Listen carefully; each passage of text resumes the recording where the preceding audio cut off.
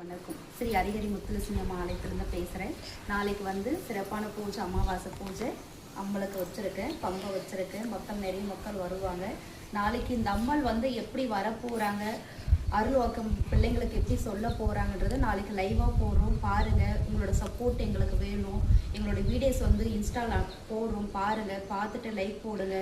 ஒவ்வொரு தெய்வத்துக்கும் எப்படி வராங்கன்றத அத்தனையும் உங்களுக்கு லைவாக போடுறோம். எத்தனை தெய்வ சக்தி இறங்குது, 18ஆம் படி கருப்பை எப்படி வரப்போகிறாரு, தாய் காட்டேர் எப்படி வரப்போகிறாங்க, மேச்சரி வனபத்திரக்கால் எப்படி வரப்போகிறாங்கன்றது அத்தனையும் உங்களுக்கு லைவாக போடுறோம். பாருங்கள், உங்களோட சப்போர்ட் எங்களுக்கு வேணும்.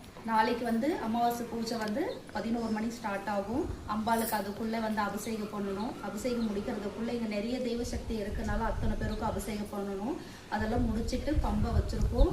லைவாக அன்னைக்கு நாளைக்கு என்ன பூஜை நடக்குன்றது லைவாக போடுறோம். பாருங்கள், உங்களோட சப்போர்ட் வேணும். லைக் போடுங்க.